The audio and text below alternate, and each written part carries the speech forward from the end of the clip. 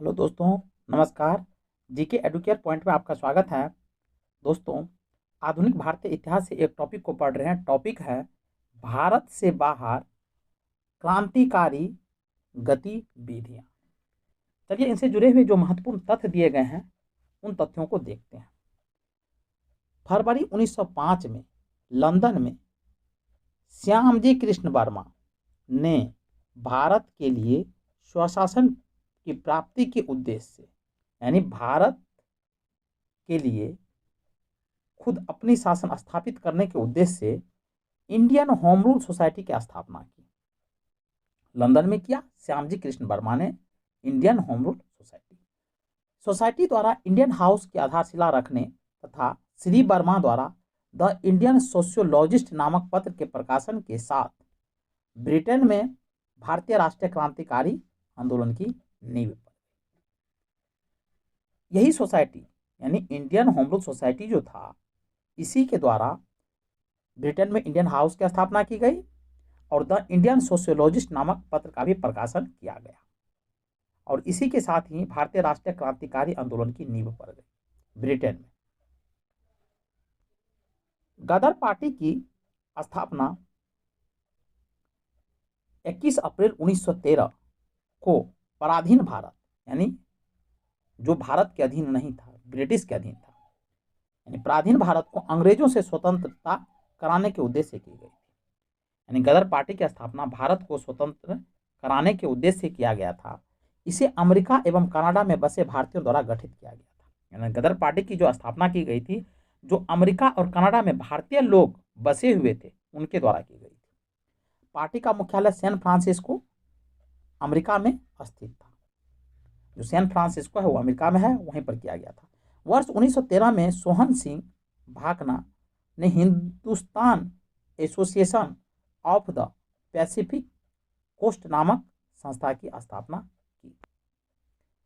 इस संस्था ने गदर नामक एक अखबार निकाला, यानी संस्था था Hindustan association of the Pacific coast.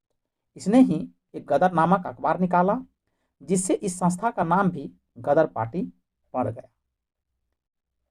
लाला हरदयाल इस संस्था के मनीषी या पथ प्रदर्शक थे। यानी इस संस्था का नाम था Hindustan association of the Pacific coast.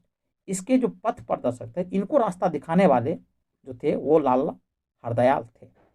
Gadar party के सदस्यों में रामचंद्र, बरकतुल्ला, रास बिहारी बोस, राजा महेंद्र प्रताप, अब्दुल रहमान, मैडम भिखाजी कामा, भाई परमानंद, करतार सिंह सारभा, पंडित काशीराम प्रमुख थे।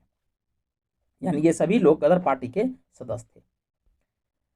राजा महेंद्र प्रताप ने अपने सहयोगी यानी उनके साथ देने वाले बरकतुल्ला के साथ प्रथम महायुद्ध के दौरान, जो 1914 से 1918 तक चला था, 1914 में प्रथम विश्व युद्ध की शुरुआत होती है और 1918 तक वो चलती है।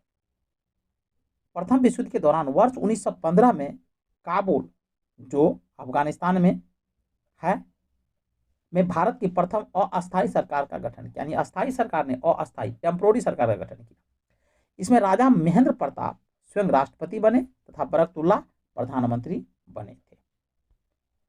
मैडम कामा का जन्म 24 सितंबर 1861 को हुआ था। उनके माता पिता पारसी धर्म से संबंधित थे।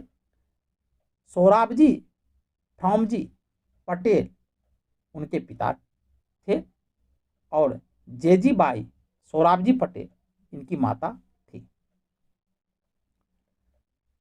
उनका विवाह रुस्तम के आर कामा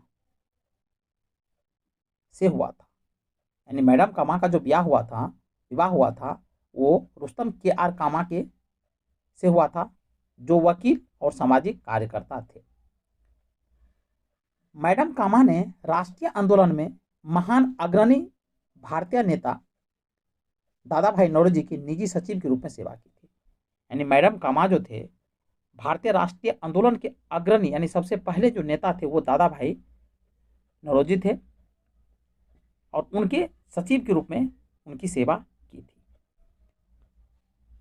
भिखाजी रुस्तम कामा क्रांतिकारी राष्ट्रवाद के समर्थक थी। उन्होंने यूरोप एवं अमेरिका से क्रांति का संचालन किया। वर्ष 1907 में इन्होंने स्टुटगार्ट जर्मनी में है कि अंतर्राष्ट्रीय समाजवादी कांग्रेस में भाग लिया, जहां इन्होंने प्रथम भारतीय झंडे को फहराया था, स्टुटगार्ट में फहराया था। और मैडम भिखाजी कामा ने ही भारतीय झंडे को फहराया था, जिसकी डिजाइन इन्होंने स्वयं और बी.डी. सावरकर एवं श्यामजी कृष्ण वर्मा के साथ मिलकर संयुक्त रूप से तैयार किया था। यानी जो झंडा फहराया गया था उनकी डिजाइन जो था वो बी.डी. सावरकर और श्यामजी कृष्ण वर्मा और भिखाजी रुस्तम कामा के द्वारा तैयार किया गया था। वह भारतीय क्रांति की मां के रूप में विख्यात है। हमारे इतिहास में, भारतीय इतिहास में वो भारतीय क्रांति की मां के रूप में जाने जाते हैं। इंग्लैंड में अंग्रेज अधिकारियों की हत्या के आरोप में मदन लाल ढींगरा तथा उत्तम सिंह को फांसी की सजा मिली थी। ज्ञातव्य है कि मदन लाल ढींगरा ने 1 जुलाई 1909 को लंदन में भारतीय राष्ट्रीय संघ की बैठक में भारत राज्य सचिव के सलाहकार कर्जन बायली, यानी भारत की जो राज्य सचिव थे उनके सलाहकार थे कर्जन बायली तथा डॉक्टर कबास ललका को गोलियों से भून दिया था, यानी गोली मार दिया, फलतः उन्हें फांसी की सजा दी गई थी। उधम सिंह ने जलियांवाला बाग में हत्या के अप्रत्यक्ष रूप से जिम्मेदार तत्कालीन पंजाब के लेफ्टिनेंट गवर्नर माइकल ओडायर को लंदन में मार्च 1940 में हत्या कर दी थी। कामागाटमारू हांगकांग से कनाडा की यात्रा पर निकला एक जलपोत था, जो हांगकांग से निकला था और कनाडा जा रहा था, जिसे प्रथम विश्व युद्ध के दौरान भारत के गुरुदत्त सिंह ने किराए पर लेकर उस पर 376 यात्रियों को बैठाकर कनाडा के बंदरगाह वैंकूवर की ओर प्रस्थान किया था। यानी कनाडा के जो बंदरगाह थे वैंकूवर, उसके तरफ भेजने का काम किया था। तट पर पहुंचने के बाद कनाडाई पुलिस ने भारतीय यात्रियों की घेराबंदी कर उन्हें देश में प्रवेश करने से रोक दिया। यात्रियों के अधिकार की लड़ाई लड़ने हेतु हुसैन रहीम, बलवंत सिंह तथा सोहन लाल पाठक की अगुवाई में शोर कमेटी, जो तटीय समिति के नाम से भी जाने जाते थे, का गठन हुआ। अमेरिका में रह रहे भारतीय भगवान सिंह, बरकतुल्ला, रामचंद्र और सोहन सिंह ने भी यात्रियों के समर्थन में आंदोलन चलाया। कामागाटमारू जहाज के बजबज यानी कलकत्ता पहुंचने पर क्रुद्ध यात्री यानी यात्री जो गुस्सा में थे और पुलिस में संघर्ष हुआ, जिसमें लगभग 18 यात्री मारे गए और 202 यात्रियों को जेल में डाल दिया गया। रास बिहारी बोस जापान में रह रहे भारतीय अप्रवासी थे। रास बिहारी बोस जो थे जापान में रह रहे भारतीय अप्रवासी थे, भारतीय के थे लेकिन जापान में रह रहे थे। 28 से 30 मार्च 1942 के दौरान राजनीतिक समस्याओं पर विचार विमर्श हेतु इन्होंने टोक्यो में भारतीयों का एक सम्मेलन आयोजित किया। 14 से 23 जून 1942 के बैंकॉक सम्मेलन में इसको विधिवत रूप प्रदान किया गया एवं सुभाष चंद्र बोस को निमंत्रित किया गया। इसी सम्मेलन में रास बिहारी बोस ने इंडियन इंडिपेंडेंट लीग की स्थापना की। चलिए दोस्तों, मिलते हैं नेक्स्ट वीडियो में, तब तक के लिए जय हिंद। यदि आपको वीडियो अच्छी लगी हो तो प्लीज़ चैनल को सब्सक्राइब कीजिए, लाइक कीजिए और शेयर कीजिए।